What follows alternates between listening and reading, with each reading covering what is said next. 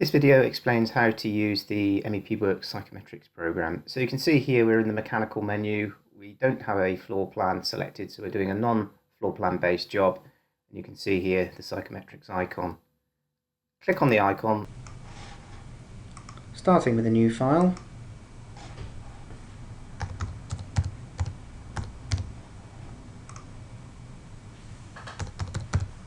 And filling out the job reference.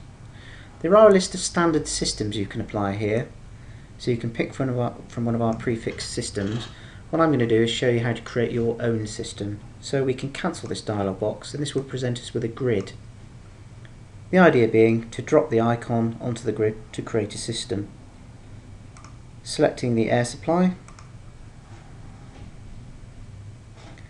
selecting the mixing box. I can then apply my fan, apply a cooling coil, a heater battery, selecting a bend, selecting another bend, drop it on the layout with the right button click, and that'll swing it around so that it sets up properly. I can then insert my zone. I can put just a straight section of ductwork in, my extract fan,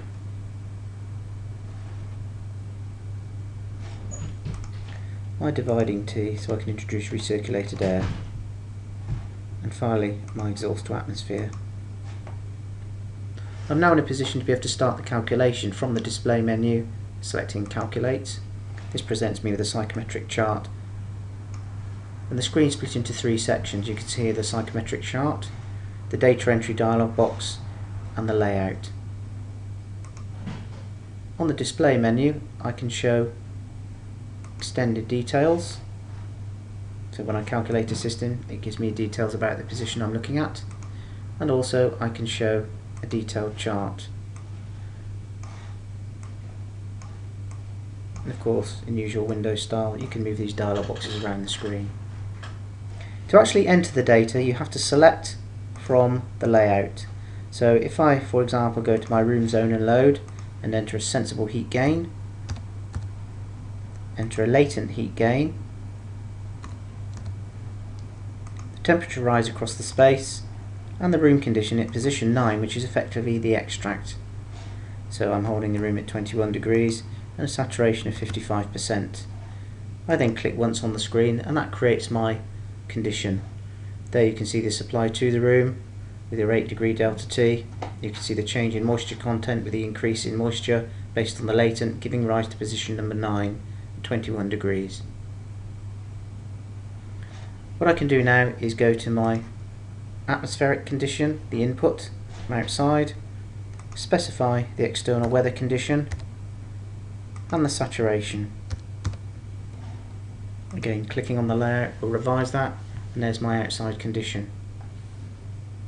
28 degrees, 75% saturation. To get the cycle going, I can either select the return or supply mixing box and start off with a 50-50 percentage.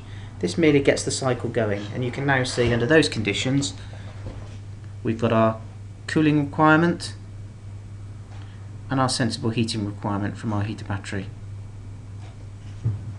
The reality of the situation is usually we have a minimum fresh air requirement that we are legally obliged to input into the building.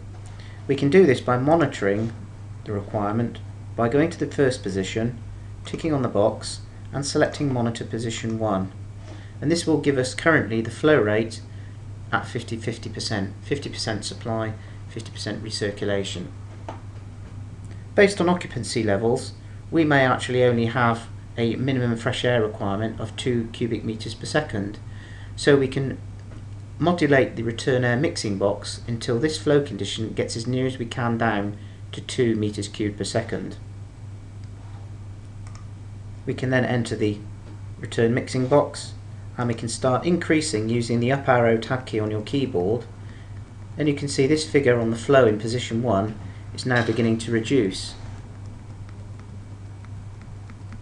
until we get down as near as we can to 2 cubic meters per second. Under those conditions, to meet minimum fresh air requirements, our cooling load is reduced to 281.9 kilowatts and our heating is 36.8 kilowatts as before. If you adjust the external temperature, this will obviously have a bearing on the condition. Again, any numeric entry can be toggled up and down using the up and down arrow on your keyboard, and there you can see the situation based on the external weather condition. Note that on this particular cycle we don't have any form of humidification, so there will come a point where the program cannot calculate because it needs to know the humidification. You can see here it's telling you the moisture content can't rise. We have no means of humidification, we haven't entered this in, so we would need to create a new cycle and introduce some sort of humidifier in order to get the cycle to work again. We return back and then we can reintroduce the system. So effectively you're selecting various sections of the layout, and you can see the calculated results on the data entry.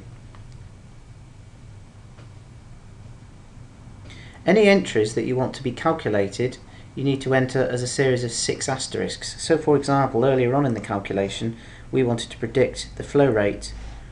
We can relax one of these. So for example, if I want to look at the temperature rise within the space if the minimum fresh air requirement is actually 3 meters a second, if I enter 6 asterisks and then go back to the supply condition and physically type in 3 cubic meters per second, the program now performs a recalculation so that when I go back to the room space, the actual temperature rise is 5.59 degrees.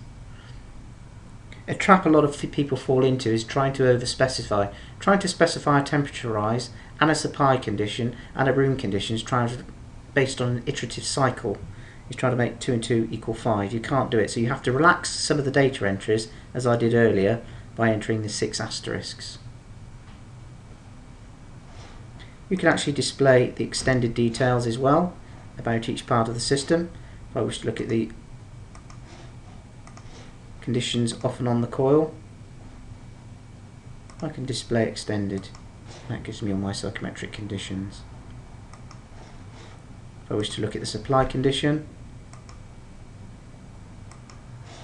I can see that entry there as well.